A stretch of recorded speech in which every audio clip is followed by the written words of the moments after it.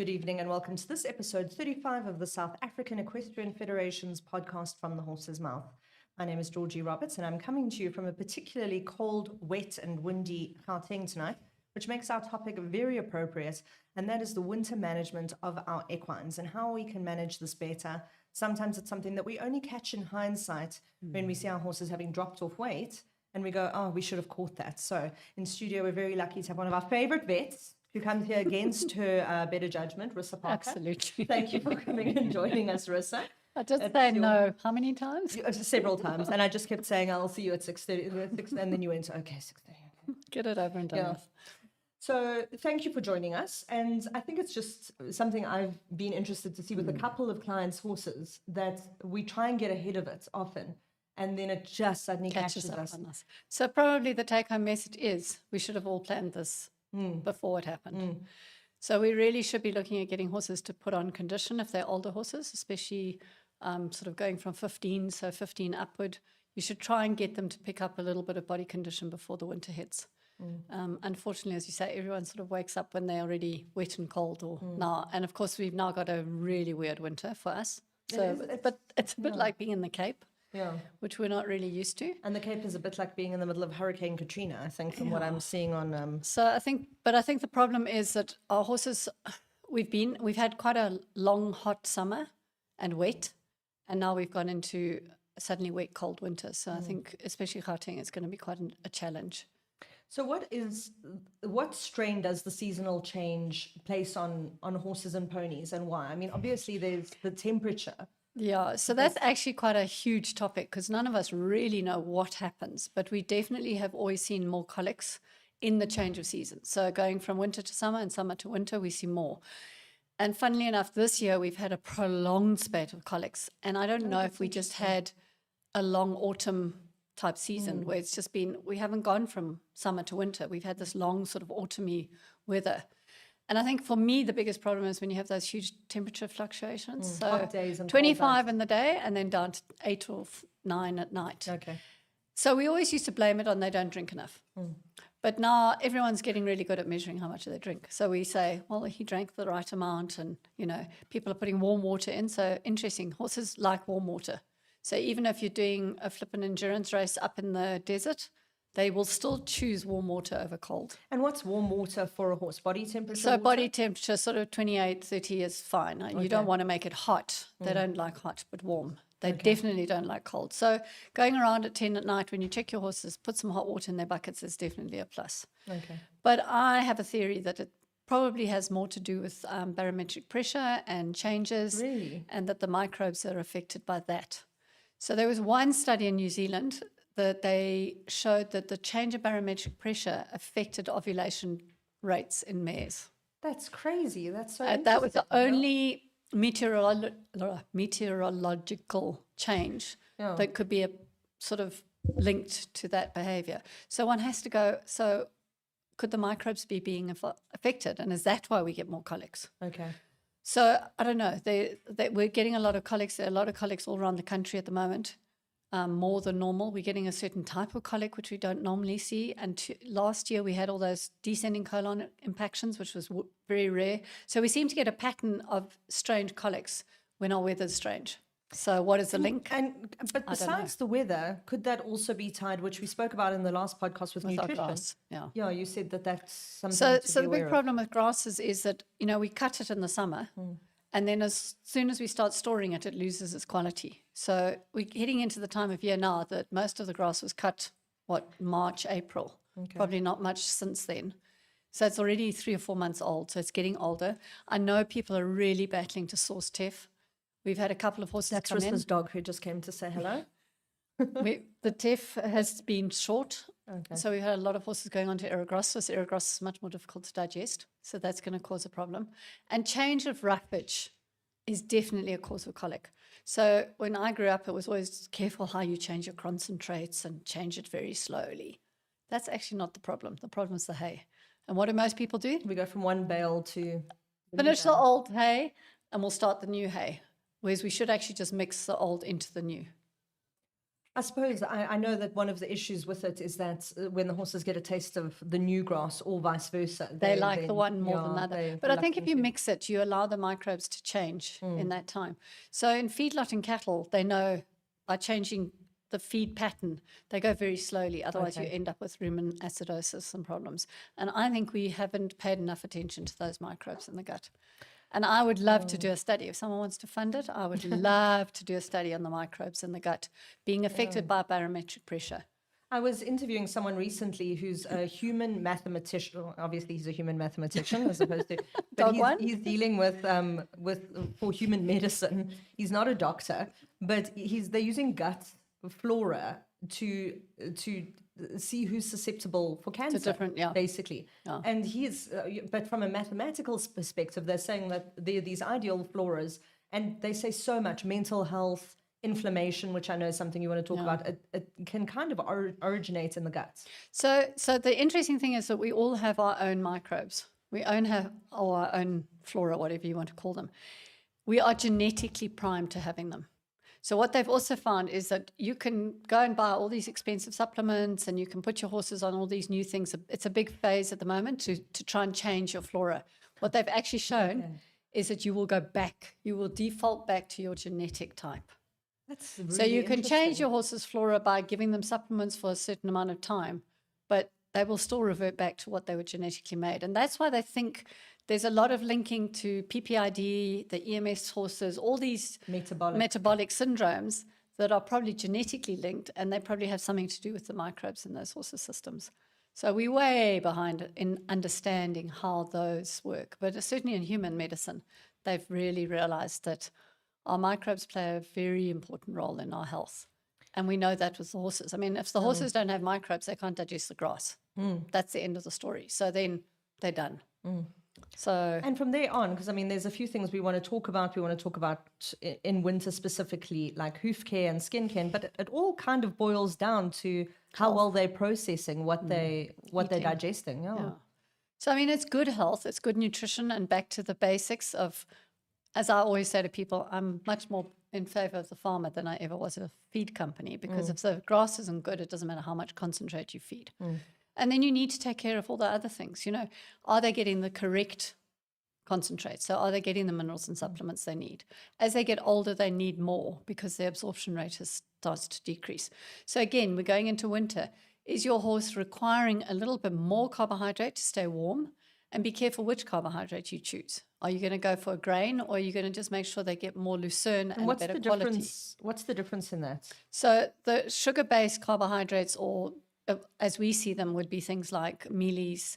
That's the main one. Oats, mealies, sorghum, those kind of things would be your complex carbohydrates. The better carbohydrate for a horse is the water-soluble one. So that's your lucerne, your hay, so grass, basically. And that is a better source of energy for a horse, but obviously it needs digesting. The problem with all your other carbohydrates is they come with a side effect. The side effect is that they change the pH in the gut. And if you change the pH in the gut, those little microbes we were talking about, they die because they're so sensitive. Really interesting. And then you can end up with all the other problems, which is the laminitis, the diarrheas. But I suppose the benefit of like the millies and those things is that they're readily accessible and a bit more affordable and easy to feed in a way. Easy to feed, but the side effects are very dangerous. So the horses so I'm hearing that we've got a twofold issue specifically when it comes to digestion in horses. The one is that the microbes are likely affected by an external meteorological That's a big word. Yeah, it's a big word. And then secondly, that what they're eating are affected by those same forces in a way. Yeah. So we've got this chicken and the egg scenario. But then also we have these, what would be classified as vulnerable equines, I would say, to these seasonal changes. And you say those are generally 15 or over. So your older horses are always going to be more sensitive. So, you know, they're starting to face some of the more difficult things in their own lives in that, well, like us, you start getting arthritis, things like the metabolic syndromes, the cushingoid horses start to come up at that age. You know, so you have all those things coming in. And I think when we put them under a bit more pressure, because now it's winter and it's colder, they are going to manifest those things a bit more easily. So I think, you know, if you have a stiff horse and it's cold, they're going to be more stiff. So, you know, try and prevent those problems. But again, we'll get into it just now with rugging and all that kind of thing. Be careful not to go overboard. So maybe a good segue there is you talk about stiff horses, and you and I, as most equestrians, have a few pathologies in our own bodies. So any equestrian, I had a friend who rolled over in bed a bit enthusiastically last night and has injured herself. And it's because of all the things we put ourselves through. But Rissa, why do we feel it more in our bodies in winter? Well, I think we just get stiff, so you know as well as I do. You get up in the morning and you're stiff. You get going, you warm up, your muscles warm up, and it becomes easier. So you get circulation going. So it's exactly the same with them. So they stand around, they're cold. Because you're cold, you tend to not move. It's a bit of a funny thing. The best way of getting warm is to do some jumping jacks. But when you're freezing cold, you kind of think, oh, groan, I don't want to do that. But that would actually help. Okay. So movement gets circulation going, it gets muscles warmed up, increases your metabolism. Metabolism's increased, you get warm. A really interesting study, a little bit on the side, but how would you warm up a person? If you were really, really cold and I offered you a hot cup of tea or a cold Coke, which one's actually going to make you warmer? No, please don't tell me the cold Coke. The cold Coke. And why is that? Because it's got more sugar in it. So your metabolism can utilize the sugar to get your metabolism going and generate heat. So how does that translate? So it's the same with the horses. Okay. If we feed them effectively and efficiently, we're going to help them keep warm. So some people nickname the cecum, which is the big appendix in the horse, the water bottle, the hot water bottle. Oh, that's lovely. So what happens is that as the horses get big grass bellies, they actually develop that hot water bottle. So in the winter, that thing generates heat. You've been pregnant. Yeah. How warm did you feel when you had something growing inside if anyone's been pregnant over summer, it's hell. Well, there you go. So it's that same feeling. It's that increased metabolism. The pregnancy generates another metabolism, makes you warmer. But also an energy demand, correct? Yes. So you've got to be feeding for that. Okay. Which is why you can increase the intake of hay in these horses and increase the quality of hay. Okay. It's all very well to give them more ergostrus, but if they can't ferment it and make decent nutrients out of it, they might lose weight. It might become a bit like the old Tim Noakes' diet. You can eat more and more protein, but if you're not getting the right source of energy, you're not going to gain weight. And with the grass issues around the country, so I know in the Cape sometimes they'll end up having to feed straw as the base and then supplementing with that. What's the solution for So the oat straw, which is what they have mostly done there, is still pretty rich in nutrients because it often has a lot of oat heads. So in fact, the straw that they have done there is quite high in carbohydrates. And in fact, one of the problems I have feeding Cape horses is that they're too fat. Okay. So we actually often have to help them lose weight down there. And of course, they go into winter. Yes, it's cold, but they have rain. So their grass actually grows more in the winter than it does in the summer. They have a summer drought, which is very dry. And their horses are almost opposite to ours in terms of weight they condition. Must be. So they have a rough summer and a happy winter. Happy wet winter. Okay. But it's actually easier nutrition-wise for them than ours, where we end up with dry frost. The problem with us is if you look around, the grass has gone brown in the last 2 weeks. Okay, so it's been burnt off. What then happens is we go into October, November here, and we don't get rain. So the grass doesn't grow, but the temperatures increase. So you start to actually lose weight because you're hot and you're not getting enough nutrients. And one of the things I see a lot of is weight loss in October. And I often get the comment, the food quality's decreased, my horse has lost weight. Food quality hasn't changed. Your grass has lost its condition because it's old. It's last year's summer cut. So I often find in October and November here, or even September, October, I increase the lucerne intake just to try and make up for that loss of hay quality that we have. Is there anything from a management perspective that owners can be doing to protect the quality of their grass? Not really. Not really. Okay. I think if you can keep it sheltered, that helps. The sun bleaches it, and it drops the vitamin A and D levels because of the sun. And obviously keep it on pallets so it doesn't get wet at the bottom and rancid, because that's another problem we see.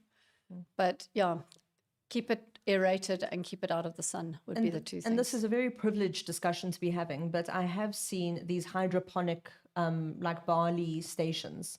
Are those effective things, or? A lot of people like them. I think they're a very expensive replacement of green. I think people like it. I'm not a fan of it. I've done a lot of research into it, and it's a sort of a fad that people like, others don't. I know overseas they brought it in. It hasn't really taken off. There are some people in Gauteng who really like it. Well, I'm just thinking if we're having those dry Octobers. I don't think it's enough. And I'm very Okay. wary of it because it's a very high starch content. So, and I suppose, again, you're going into that big changeover, even if you're using it for those 3 So you months do of the better year. to do it all the time if you're going to do it. Okay. And then those horses, yes, the moisture's nice, but it's a very high carb content because it's a seed. I mean, you're feeding the barley seed, which is not Sprouted. germinated, and you've got a bit of greens. I think for the moisture, it's nice. I'm not sure about all the rest. It has a high carb content when I've analyzed it, yeah. Okay, that's... So the horses do well. They sometimes do too well on it. Okay. You know, so we have to be careful. I think one of the things that we've got to be very careful, and I keep seeing it here, is overweight horses. That's Obesity is a big problem. And Rissa, when I know we've spoken about the condition score before, you know, it's such a tricky thing. And I think the answer is for people to move away from what their eye is telling them and to kind of get that independent. The best way, I suppose, is just to take a horse's on the 1st of every month or something, is to do your, which we did share in the last podcast, to do your weight. Is it? Okay. Yeah. So do that. And also look, you know, sometimes I actually, more and more, I mean, I'm looking at the pictures, I talk to the grooms and people, why does your saddle suddenly not fit? Most often it's because your fat pads have moved or changed. Okay. And the fat pad just behind the shoulder is probably the most easy one to monitor because it affects the saddle fit.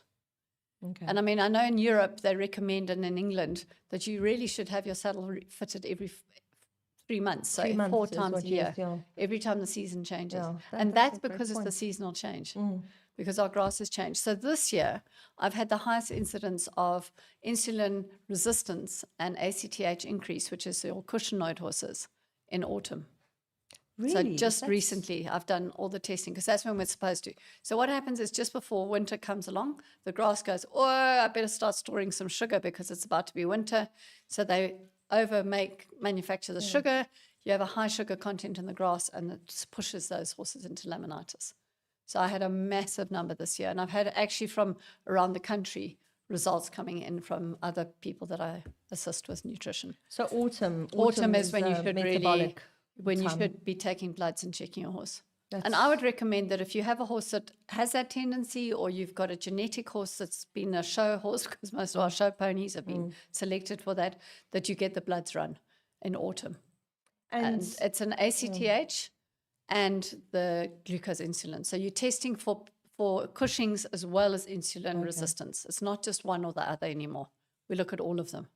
I was very interested to see, and I mean, we've all soaked grass at some point, but for a friend of a client's Cushing's horse, they're soaking the grass to get those sugars out. And I was amazed. How long should you be? Because I mean, like, I think I've seen people dunking a Okay, so dunking just takes the dust off. So you need to soak it for at least 20 minutes in hot water. But hot is the important part. And I say to people, leave it in for an hour or so, because I know it's a management I problem. mean, when the water comes out, You must see what it looks like. brown with the sugar, and it And with the smells so sugar. sweet. That's incredible. So that's how you get rid of those sugars. So that's a really nice way. So I would rather you did that and use TEF for the digestibility than go over to Erogrostis, because you're going to take yourself into all the problems with the colics. So stick with the TEF, but soak it and get the sugar out. I even get people to soak the Ote. If that's the only thing they have and they can use it in the Cape, then we soak the Ote. Okay. And it works the Because same. you still want them to have access. You also don't want to cut the grass. You know, And you want them it's to all have the other access. problems. You know, if you don't eat, then you start getting ulcers, and there's anxiety and all those things that start moving into it. Cascade with It's horses. a complicated species. Aren't they just? So carrying on with the problems we see and how we can manage them.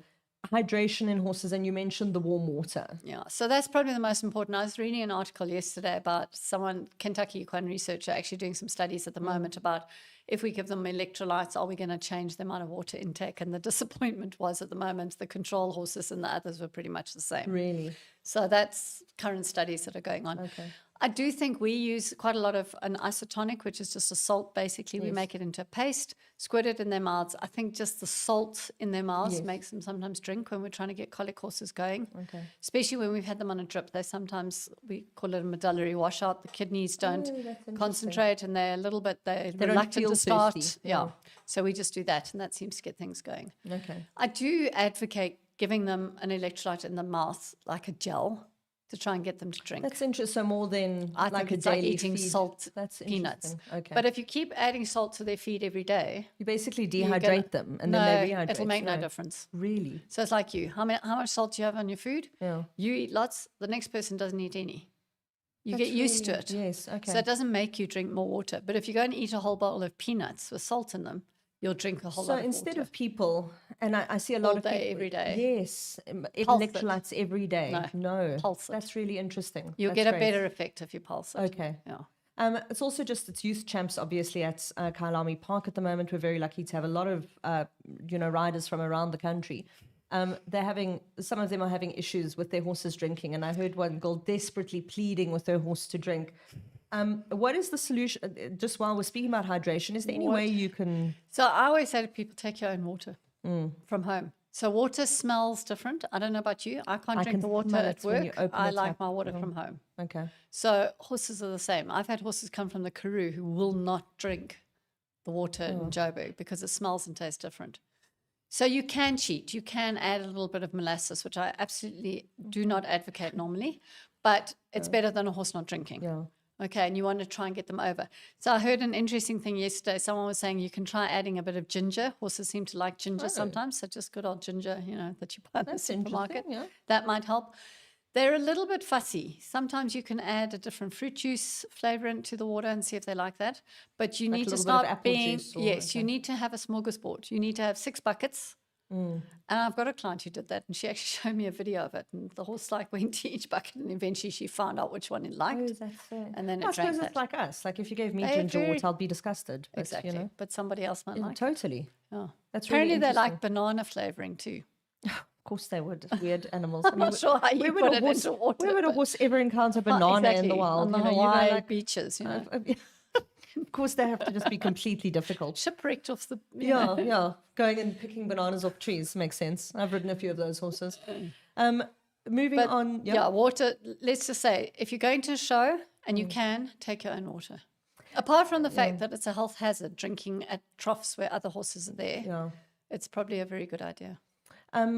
Last point with the hydration, I was going to ask you something very important, and it's just completely left. That's why I have to have my notes.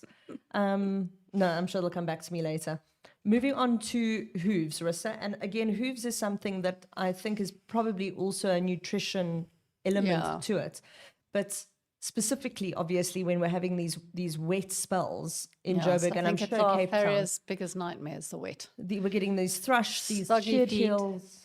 Dirty, soggy feet, wet feet, the lamina and the tubules get damaged, and that's where the problem lies. So, if you can try and have your water troughs in areas raised so that they can actually stand somewhere dry. Okay. Instead of having your water trough in a dip and then the water splashes out and the horse is always standing and wet. Okay. So that's probably a good thing.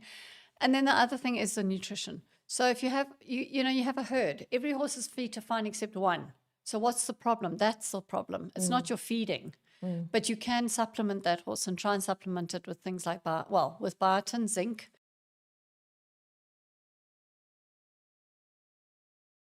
Those horses just don't absorb the biotin. Oh, that's interesting. And that's because everybody else is absorbing it. But maybe if you give them a higher dose, they'll take in 10% of the higher dose, which makes it equal to what the other horses are getting in a normal diet. And so I would do that. Okay, and what else can owners do when they're sitting in these wet. Like, I mean, in Cape Town, it's just been unavoidable at the moment. What can they do to help those feet? So they do think that by putting Stockholm tar on the sole helps a lot. I know a lot of the farriers are keen on that. And then I think if you can, and they can come in and be dry for 12 hours. Oh, okay. I think that also helps a little bit so that they're not just standing in wet all the time. Okay. Yeah.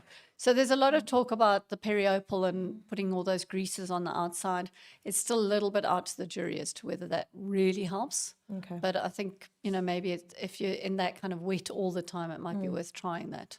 I think sometimes those ointments that you can put on and you rub into the coronary band, I think that's because you increase the circulation and increase the growth of that hoof. I've heard, I said That probably is. I think I took her to a farrier years ago, and I said, like, which one's better? And he was like, Vaseline in your hand, like save yourself some money and just massage. It's the massage that makes a difference.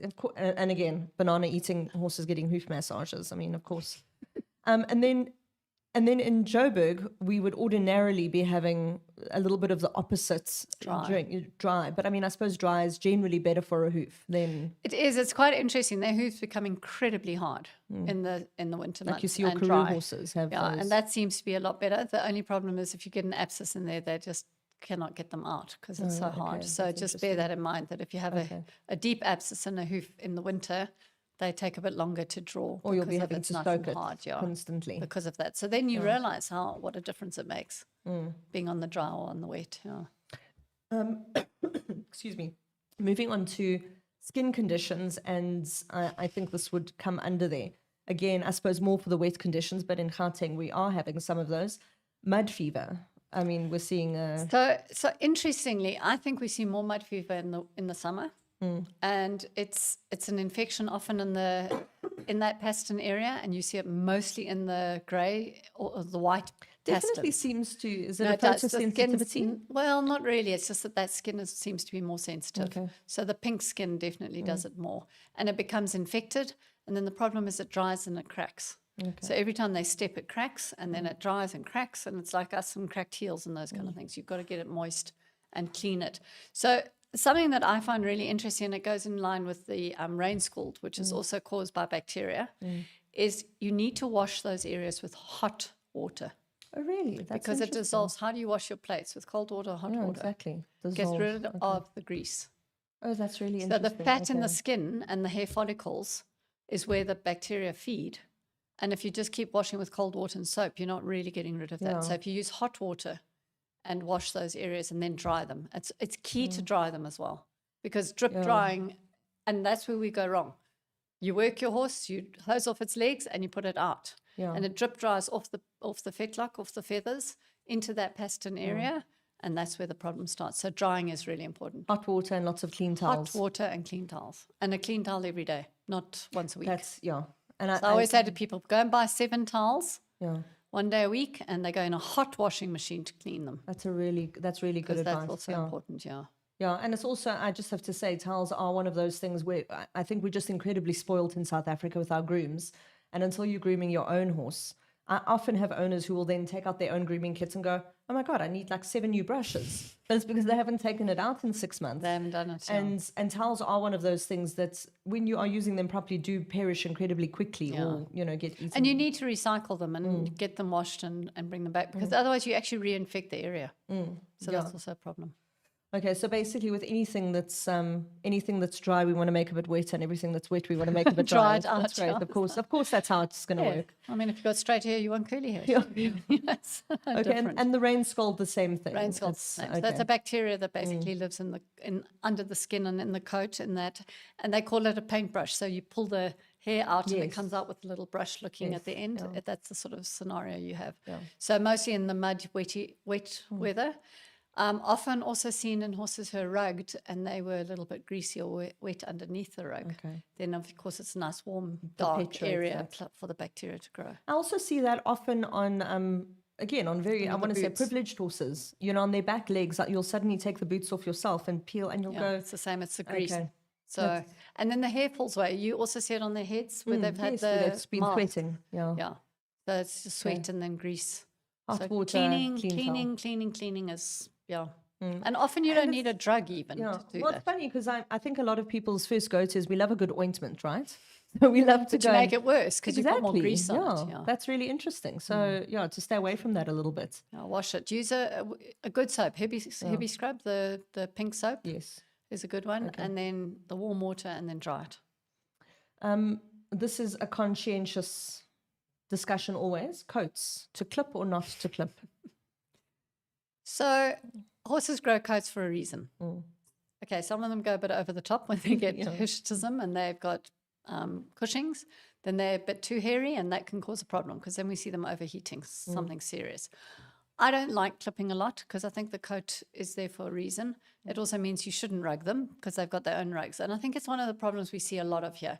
People rug their horses at 4 o'clock in the afternoon because the grooms are going off. And I go and see a horse at 6:30 or 7 because now it's got a touch of colic, or I've even gone to see a horse because it's rolling. It was rolling because it was just too hot. So I think we need to be conscientious. I remember when I was silly enough to have my own horses at home, and I used to finish dinner and then go down and put the rugs on. So to be honest, we shouldn't really rug before 8 or 9 at night. But it becomes I suppose you almost need a temperature management gauge problem. outside, though, and you say like on a particularly cold day. And yes. when does it get the most cold at night? When do you feel the cold? I'd say it's actually kind of as it dips down and then it's almost stabilizes. No, The coldest time of the night is actually before the dawn. Of course, yeah. Because that's when the sun's been away from us for the longest. So between 3 and 5 in the morning, or 3 and 6 at the moment, is actually the coldest. And if your horses are stabled, a nice bed is probably the best thing for them. So if they've got a good bed, I'm not hassled. And in fact, there's a lot of talk, especially minis and small ponies, to not rug them. Okay. You know, one thing for me with clipping, if you're going to clip because you've got a show horse and all that, I understand. Do me a favor, do not clip them under the saddle. Yes, I see this. Okay, so and I'm seeing less people doing it, which is great. So I suddenly realized quite a few years ago, it was something that I was really worried about, a horse that kept getting a sore back, and I suddenly realized that it was every time he was clipped. And then I went, I wonder why. So us girls sometimes wax shave our legs, and when the hairs on our legs get a little bit long and you pull a pair of socks up, what happens? All the hairs get stuck in the sock. So what happens on their backs is that hair starts pinching into the numner, and then it's stimulating all the time. I was just thinking about leaving the hair there as like a nice cushion. So what is taping? Taping is using hair follicles to stimulate the muscle below it. So now you've basically taped that whole saddle patch where you're sitting, and you're causing massive stimulus by the movement of the numner, because that hair is now short and it's getting stuck in the. That's just such a great perspective. I hadn't even thought of that. that. So that's why I really say to people, please just leave. I thought we were just leaving free fluffies, you know. Leave the number. Yeah. So, unfortunately, the showing people still want the whole horse clipped. And I'm like, for the welfare of the horse, can we please leave a saddle patch? I think we're moving towards leaving the ears and the whiskers and things like that. So I think that the saddle patch will come next. Be the next thing, yeah. The other clip I really like is just the hunter clip. So you just clip under the belly, round into the stifle area, round the front, leave the hairy legs below the sort of shoulders. I think that's a great clip for me. I think the biggest things around clipping is for people who are riding their horses very early or late, you know, and now they're putting a wet horse away. And I think early doesn't matter because you've got the whole day. I think evening's the problem. And I had horses like that. That's probably, I always rode after work or after varsity. So I had to learn to go down and rug my horse at 10 o'clock at night, because if I rugged him earlier, he'd sweat. But I never clipped. I just was a stickler for not clipping at that stage. It's interesting what choices we make for aesthetics versus the genuine good of the horse. The only thing I will say is, but you've already said it, is with your like more metabolic horses, when they get those really thick coats. And then it becomes a counterproductive. You have to, and then that's a welfare thing again. I mean, we have horses sometimes that in the summer are panting because they've got so much coat. You've got to clip those, but those horses, then you've got to go and look at the underlying problem. Yes, treat the rest of the problem as well as clip the horse. Yeah, and I mean, let's face it, rugs were produced in England for one very good reason. Because you don't have so much mud to take off your horse when you go to ride. That's interesting. That's actually why they rug their horses. I was going to say, and those rugs are actually they almost feel like plastic a lot of the time. That's why. So that's why. So a lot of it came about because those people don't have grooms, and you arrive at 5 o'clock in the evening and it's pitch dark and it's raining. You've got a face mask. You don't want to take, you want to spend 2 hours getting the mud off. So that's also where rugs are very useful. I have a very unhorsey mother, and whenever she sees horses with just the legs not clipped, she goes, "I like that one's leg warmers." Like, where did I'm like, no, quite useful. Yeah. And then blanketing, and I think this is a follow on from this. We love a good blanket in South Africa, and I read an interesting thing. It's hard to know because obviously UK horses are like UK people, and they're used to different climate conditions. But saying that horses' ideal external temperature is between like 8 and 10 degrees. Horses love the cold. Okay, they do. We feel bad. We feel bad. But I mean, you've got a daughter. No, she runs around when in a you're t-shirt. cold, darling, come and put a jersey on. What does she say? I'm not cold. Leave me alone. So we need to not measure our horses' temperature by ours. They really like the cold. I mean, all the research done on laminitis was done on those horses in Iceland. So they were standing in snow for days on end. our guys would love us. The machine stopped working. The batteries on the phone stopped. Everything else wouldn't work because it was so cold. The horses were chomping away and they were quite happy. That's really interesting. I suppose it's also because of the blood supply and the supply legs and their and feet everything. and all that. Yeah, and I mean, in England, when I was working there, often they'd have snow on their backs and they'd be digging through the snow to find the grass, and they were quite happy. I was like, I wasn't happy. They were happy. So I think we do. We over-rug our horses. We don't need to worry about them. The reason, if you rug them lots, they're going to grow less coats. But I don't know how many of you notice that they start growing their coats when the day length changes. Yes, and I believe that's quite a why. pivotal It's thing in the thoroughbred it's the light. breeding is Yes. they'll They introduce put light lights into earlier. their paddocks to try and get them to cycle. That's amazing. Yeah, so it's all to do with the light, the pineal gland. Oh, really? Yeah. That's fascinating. So cycling actually is proportional to light. They're such basic. Like we can just short circuit their brain quickly with a light bulb. Except we can't teach them to stop panicking and hurting themselves. No. That would be. Let's not be ridiculous. My next step. So I think like a good key for blanketing would be to have an external temperature gauge, because the next thing is you say also we're only going to rug at 8 p.m. and then one day it does snow in Joburg and the horses are outside. Yeah, like tonight, I'd understand that you would rug earlier. But for them, I mean, I was watching the ones in the clinic. What you can also do is you'll notice horses' coats standing up when they start getting cold, or they lie flat when they're warm. So there are two things there. A sick horse will always have its coat up. Okay, that's interesting. When they're starting to get better, they go down and shine. And I mean, I look at that when they're in the hospital. I can go in and go, you're feeling better today. Oh, that's cute. Because their coats lie. But the same with cold. They'll stand their coats up because that's how, when you get goosebumps, you stand your hair up. That's actually what you're trying to do, is make yourself warmer. And then with clipped horses, I feel, and again, this is probably just the mother in me because I feel cold. I feel like if you've clipped a horse and you've taken its fur off, you now do you are need to be more justified to put a diligent little about. bit more blanket on it. Yeah. Okay, so here's a hint: if you've got a really overweight horse and you're wanting to help it lose with some weight, clip it and don't drug it. no, that's true. It's going to burn up some energy to keep warm. I actually read while I was putting questions together for you that again, this is a European statistic. Please don't feed your horse more right now. But it said that the energy demands for living in snow can be up to 25% more. Higher, yeah. And I thought that was quite a fascinating. Luckily, we don't live in the snow. No. So nobody Like go I said, out don't there go and do that. You don't please. have to go and feed your horse immediately. And be careful. We have a tendency to want our horses to be too fat. Yeah, absolutely. We really do. My last points, 2 points which tie together, was the weight management element of this.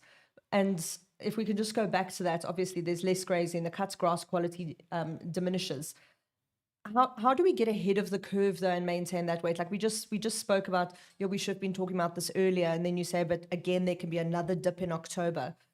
So what I do with a lot of horses is that I recommend towards the end of winter, so September, probably September now, because I think our winter's been pushed back. Okay. I would say you can add 2 kilos of lucerne a day to your food, because if I look at the analysis, that's what it kind of comes to, is that you've lost that amount of energy source in your hay in the October months. And if you just add that 2 kgs of lucerne, so that's 2 biscuits.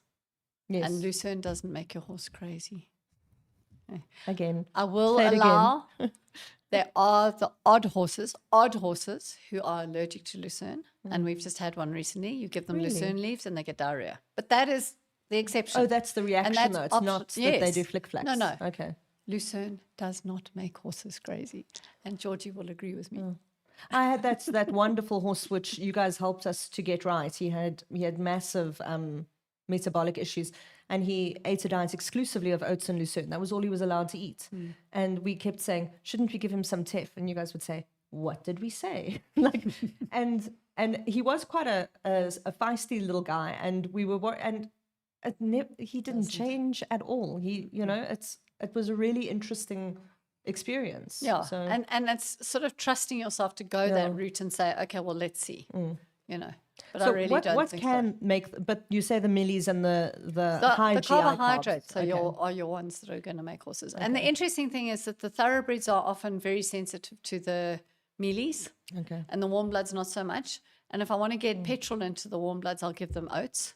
Oh, that's interesting. Okay. But the thoroughbreds, even mealies, they're more. So it looks like there is a genetic sort of trait in some of these horses. I see it's quite a fashion, and I wanted to ask you, I remember what it was now. you spoke about we have an innate gut flora. How do we know what that is? Or like, is there any way I to don't think we test it know really? yet. I think that they are starting to do genetic testings. And I think, if you look back, I'm just thinking back to, there was all that fashion, if you're an O blood group, you should I was eat just this. going to And ask if you you're an about A, that, yes. I wonder if that wasn't the beginning of finding out about this. Okay. But there are, I can't remember what they call them. Somebody's studying it. There's a course now on trying to link your genetics with what your floras are and what you should be eating. I think I see a lot of people also doing these DNA ancestry things. That's kind of what it is. And seeing, like you say, seeing now the trends. Okay, well, people with Nordic descent, you know. You're going to do better if you have this kind of diet, and you're going to do, and that's probably actually fundamentally because those are the microbes or flora that we've you have. developed over the way you've evolved years, from. So we'll probably eventually find that different breeds have different genetics. I mean, if you take a Frisian, for example, the Frisians are battle with energy. They're very cold-blooded, and they carry a lot of weight very easily. So they're very hard to feed because if you give them too much, they just get fat. But they run out of petrol when they're working. That is really tricky. What do you do with So them? they're the ones that you've got to try and keep on a lower diet and then just give them a little bit of extra energy when they need it. But be careful you don't eat that chocolate bar and then don't go to gym because guess what? You're going to just get fat. Yeah, don't get fat. Arthritic horses in winter. Is there any way going? You mentioned inflammatory processes earlier. So I was saying to Georgie, there's a lovely word that's been coined called inflammaging. Inflammaging. So that's really inflammatory processes that start taking place when we get older. Okay. So there are a few things that you want to really go on, and everyone's going to giggle at me, but every single podcast and webinar I've done in the last couple of months has hit home about vitamin E. Yes, as an antioxidant. So for that's people something, as well as people and horses. So I think, and I heard it again on one today, vitamin E, antioxidants. They're good for joints. They're good for inflammation. And it's an easy supplement to get into a horse. It's an affordable supplement as well. It's affordable as well. Be careful of which ones you choose. Vitamin E comes in different formats. It can be natural or synthetic, and the synthetics can be different formats. And a lot of people add selenium to the vitamin E, and that can be toxic. So just check which ones you go ahead and use. I mean, I know we can't name brands and everything, but what is a good rule of thumb for choosing a supplement? I mean, like we spoke about it with Sheila with regards to doping, where she said you can label any supplements FEI approved, and it's up to the owners to check the integrity of the supplement. And nutraceuticals are this booming industry. How do you know what's good and what's not? I think the best thing is to try and speak to people who do know and who aren't actually selling it. Yeah, that's true. Your biggest problem. Having said that, we are making a vitamin E supplement at the moment, which is just a pure krill with vitamin E added to it. Oh, that's so interesting. The krill is the antioxidant source as astaxanthin. And that's meant to be brilliant for joints, actually, specifically. Krill. Yeah. Okay. So that's what we should be having, but it stinks. It's fish. Okay. And do the you horses... won't get me liking it. Well, we can put it in a tablet for ourselves, I suppose. Do you have to trick the horses into it? Well, you start them on a little bit and increase it every day, and then they'll eat it. It's not a problem. And that we've kept, that's affordable. It's like 400-500 rand a month. Okay. So that's a pretty good supplement compared to the thousands and stuff. But I would say to you with supplements, keep it simple and stay away from most of them. Okay. They don't need a lot. And the problem with a lot of supplements is the carrier. So the supplement's good, but if you read on the label, it's often sugar. It's the carrier. And you're like, you're trying to stay away from sugar. Yeah. So just check what supplement has, what's been added to the actual supplement ingredient, because that seems to be one of the big problems.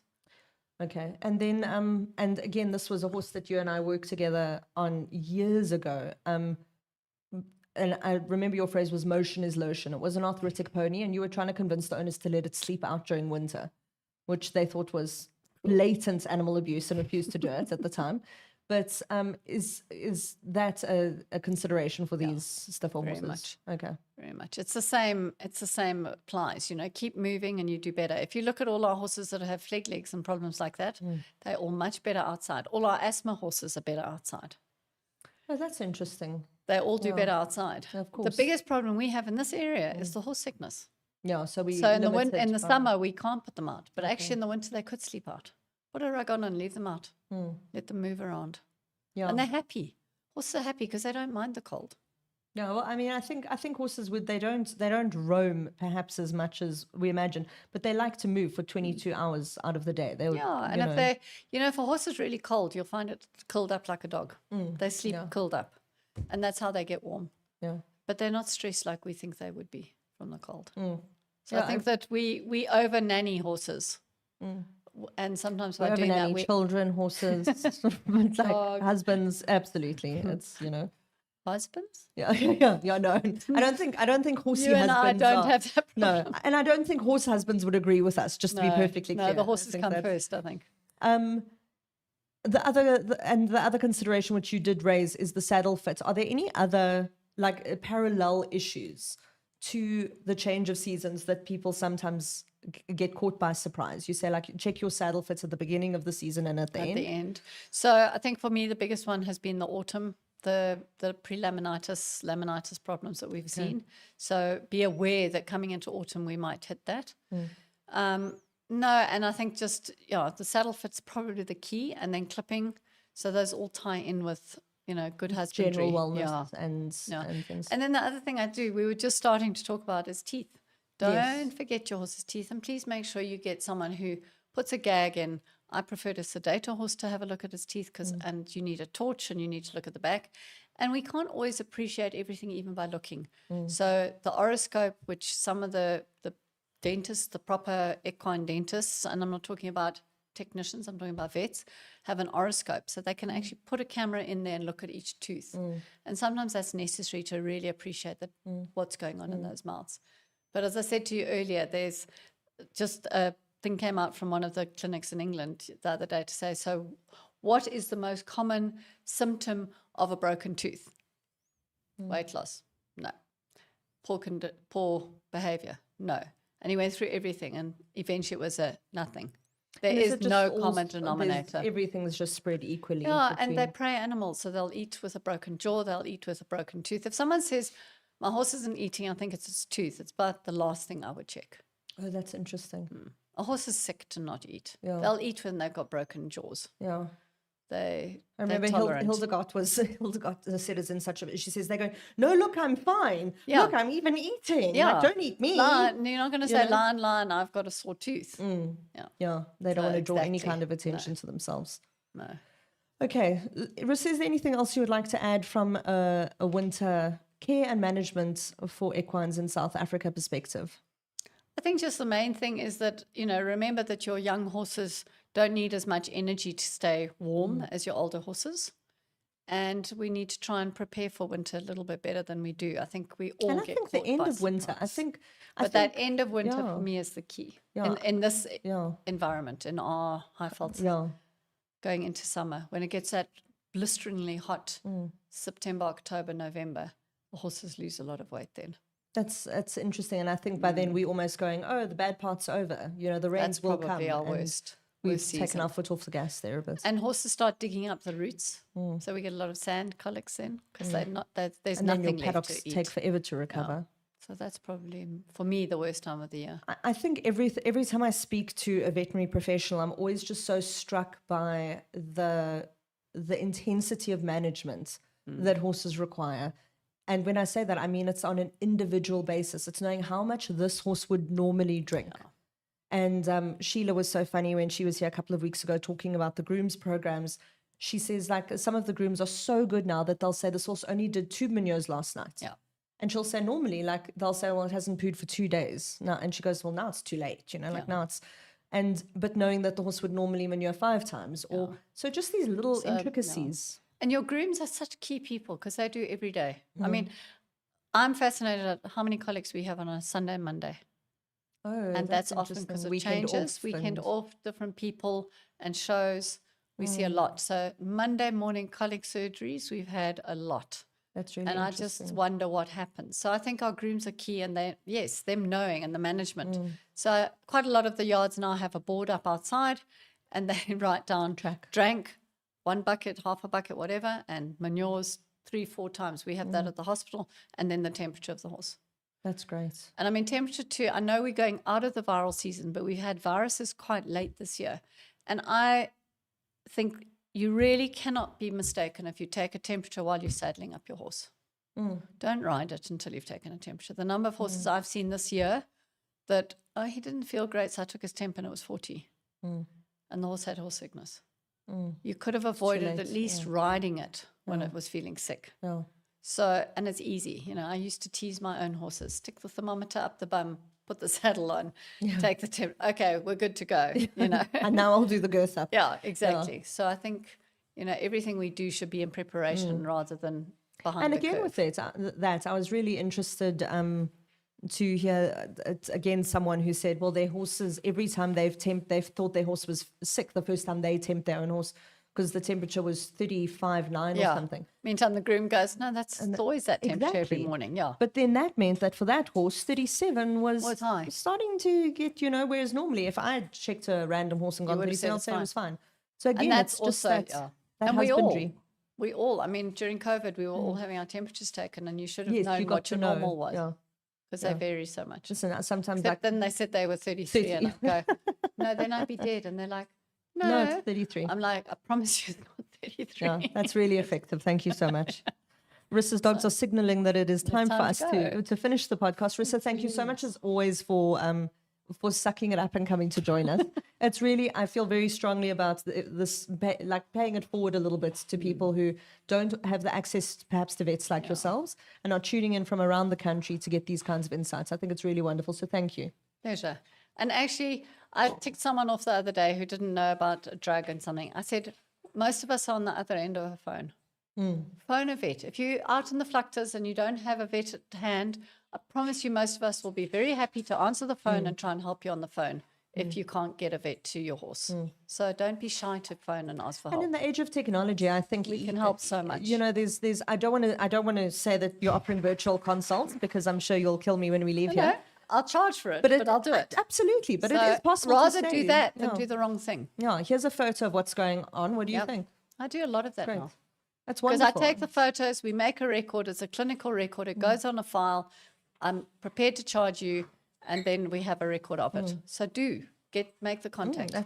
We're available. Yeah, and you can get access to some of the best professionals in the country by doing that. Yeah, without having to necessarily ship them into plain Bicky Mikey's Fontaine. But thank you so much, Rissa. I really appreciate it. Cool. This has been the SAEF podcast from the horse's mouth, where we discussed winter management of your horses, keeping them in tip-top condition through the cold months and going into summer. Please join us next week, same place, same time.